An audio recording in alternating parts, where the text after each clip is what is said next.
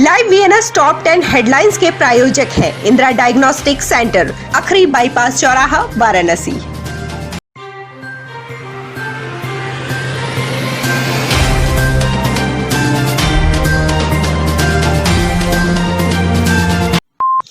वाराणसी में गुरुवार को कोरोना के 1597 नए मामले सामने आए हैं। बीते 24 घंटे में कोरोना से 9 मरीज की मौत हुई है। गुरुवार को होम आइसोलेशन से 1381 मरीज को छुट्टी मिली है। अस्पताल से किसी मरीज को डिस्चार्ज नहीं किया गया। जिले में कोरोना से मरने वालों का आंकड़ा 470 है। अब तक 50,371 कोरोना पॉजिटिव मरीज वाराणसी में मिल चुके हैं, जिनमें से 33,582 लोग स्वस्थ हो चुके हैं, जबकि एक्टिव केसों की संख्या 16,319 है। जिला प्रशासन व स्वास्थ्य विभाग के निर्देशन में बुधवार को सिगरा स्थित कोविड कमांड सेंटर से शहरी एवं ग्रामीण क्षेत्र में लक्षण युक्त मरीजों को कोरोना जांच रिपोर्ट प्राप्त होने तक दवा वितरण कार्यक्रम के लिए कुल 38 रैपिड रिस्पांस टीमों को मुख्य चिकित्सा अधिकारी डॉक्टर वीबी सिंह, एसडीएम सिद्धार्थ यादव व एसडीएम आकाश कुमार द्वारा संयुक्त रूप से हरी झंडी दिखाकर रवाना किया गया।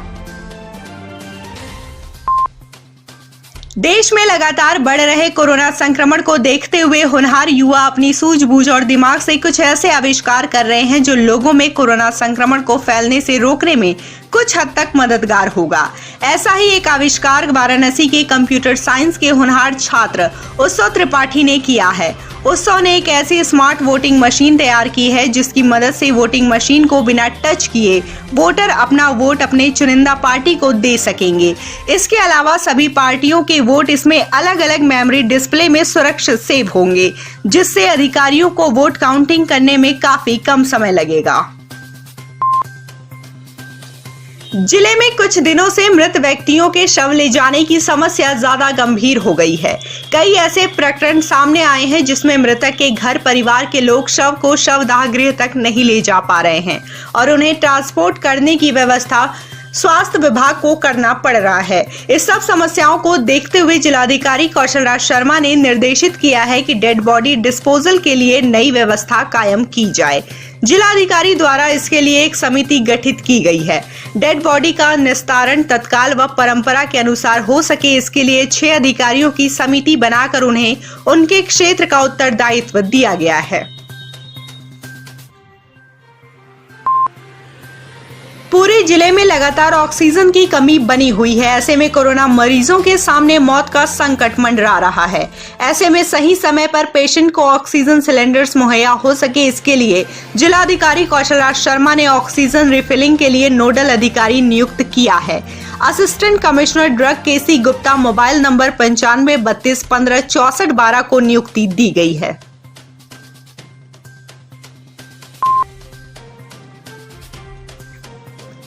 पूरे देश में कोरोना का घातक स्वरूप लोगों को परेशान कर रहा है। सभी मरीजों को ऑक्सीजन की कमी की वजह से इस समय ऑक्सीजन की किल्लत है। ऐसे में लखनऊ मंडल रेलवे की ऑक्सीजन एक्सप्रेस 3 ऑक्सीजन टैंकर को लेकर गुरुवार को लखनऊ से वाराणसी होते हुए पीडीडीयू जंक्शन पर पहुंची। यह एक्सप्रेस ग्रीन कॉरिडोर के तहत बोकारो स्टील जाएगी और वहां इन टैंकरों में ऑक्सीजन भरी जाएगी।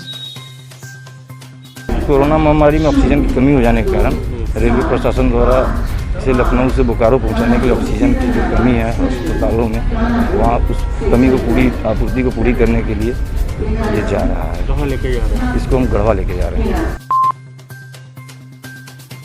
वैश्विक महामारी कोविड-19 अपने खतरनाक रूप में वाराणसी में फैल चुकी है।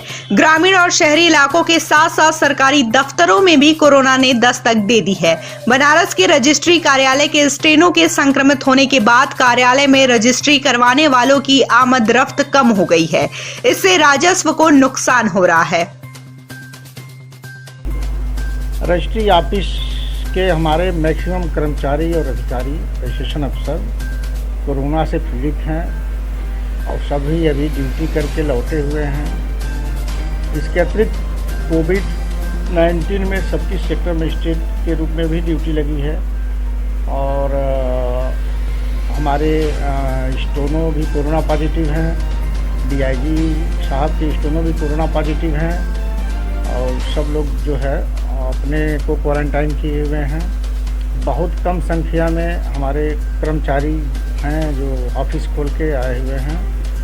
और अभी मैं बाहर देखा और पता किया तो वैनामिक संख्या में अत्यधिक कम संख्या प्रदर्शित हो रहे हैं, यानी रजिस्ट्री की संख्या लगभग कम, बहुत ज़्यादा कम है। परिवहन आयुक्त उत्तर प्रदेश के निर्देशानुसार कोविड-19 महामारी के प्रसार के रोकथाम के लिए प्रदेश के समस्त जनपदीय परिवहन कार्यालय में लर्निंग लाइसेंस, ड्राइविंग लाइसेंस तथा लाइसेंस संबंधित सभी सेवाओं हेतु आवेदकों द्वारा 23 अप्रैल से 1 मई तक बुक कराए गए स्लॉट को 15 मई से रीशेड्यूलिंग किए जाने का निर्णय लिया गया है।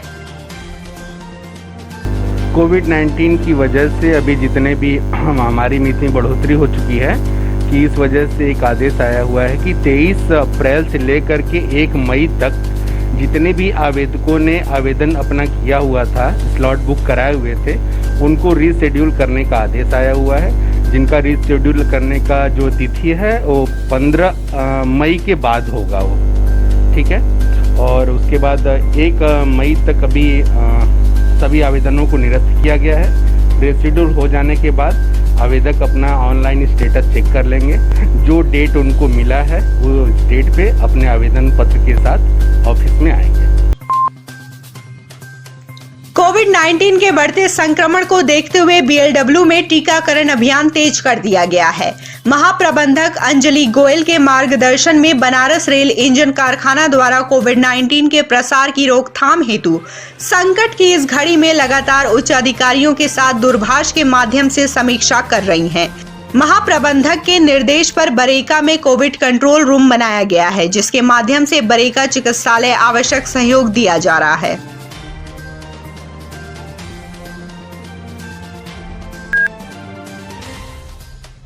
ट्रॉमा सेंटर बीएचयू के एमएलसी ए.के. शर्मा ने आज गुरुवार को जिलाधिकारी कौशल राज शर्मा संग निरीक्षण किया तथा कोविड मरीजों के लिए की गई व्यवस्था का जायजा लिया। इस दौरान जिलाधिकारी ने बताया कि ऑक्सीजन की कमी को पूरा करना एक सबसे बड़ी चुनौती हमारे सामने आ गई है, क्योंकि कोरोना के घातक स्वरूप के कारण जो लोग भी इसकी गिरफ्त में आ रहे हैं, सभी मरीजों को इस बार ऑक्सीजन की आवश्यकता पड़ रही है। इसलिए ऑक्सीजन सुविधा वाले बेड बढ़ाए जा रहे हैं। डीएम ने बताया कि आज ही इस ट्रॉमा सेंटर में 30-40 बेड और बढ़ाने के लिए व्यवस्था की जा रही है। आज ही बीएचयू को 15 वेंटिलेटर और दिए जा रहे हैं, जिससे सामान्य बेड्स को कोविड पेशेंट्स के लिए तैयार किया जा सके।